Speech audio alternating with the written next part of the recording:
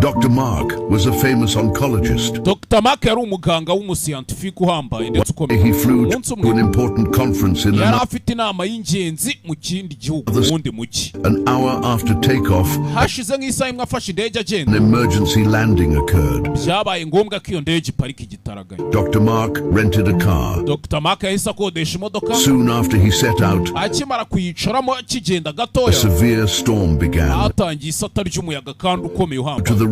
bitewe n'ikirere cyari kimeze nabi ndetse turn and got lost. Dr. Mark yakase nabi arayoba. Dr. Mark came across a small house. hanyuma uko yakayobye yarakegera ahantu hari akazu gatoya ahantu mu cyaro. Opened the door and said ahageze arakomanga hasukamo umugore aramukingurira. Come in and aramubwira ati njira until the weather improved. utegereze kugeza igihe ikirere kiraza kumerera neza. Made him tea. arangije amutekera icyayi uwo mugore yari asanze aho ngaho. And said she was going to pray. arangije aramubwira ati rero sigara unywa icyayi njyewe ngiye gusenga. His tea, Dr. Mark watched the woman as she uko Dr. Mark yagasigaye ari kunywa icyo cyayi cyangwa se muganga Mark yarebye wa mugore wari upfukamye hakurya. prayed next to a baby crib. arimo asenga apfukamye uruhande rw'agatanda k'abana. The doctor understood that the woman needed help. nibwo muganga yatangiye kubona ko uwo mugore akeneye ubufasha. So when she finished praying, hanyuma mugore asoje gusenga, he asked her, what exactly yaramubajije ati, you want from God? ese Imana wari uri kuyisenga uyisaba iki? Think God will ever hear your ese prayer? urakeka Imana izigera yumva amasengesho yawe cyangwa? The woman smiled wa mugore araseka sadly and said,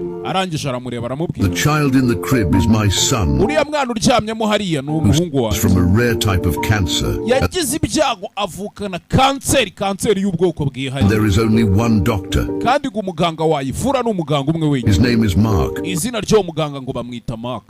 Who can cure him. ndetse uwo muganga niwe wenyine wavura umwana I wanjye. don't have money to afford him. gusa ikibabaje nta mafaranga mfite nahemba uwo muganga ngo ni Mark uwo Shocked mudokiteri. and lost for speech, Dr. Mark atunguwe ndetse n'amarira menshi. just burst into tears. Dr. Mark yaraturitse He ararira. whispered, God is great. arangije yongorera wa mugore ati Imana ni igitangaza. Everything that happened to him, the plane yibutse ibintu byose byamubayeho Dr. Mark. function, ukuntu indege yanze gukora, the storm that led him astray. ikaza guparika, ukuntu yakodesheje imodoka isata ry'umuyaga rikamuyobya. All this happened because God gave him the opportunity to help arangije aravuga ati ibi byose byabaye kubera ko Imana yampaye ubushobozi ndetse yananciriye inzira ngo mbone uko mfasha abakene. nothing but prayer.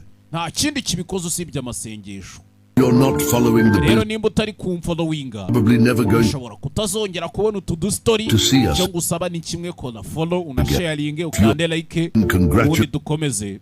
felicitation nimba wabikoze, ubwo turi kugendana neza cyane 5/5.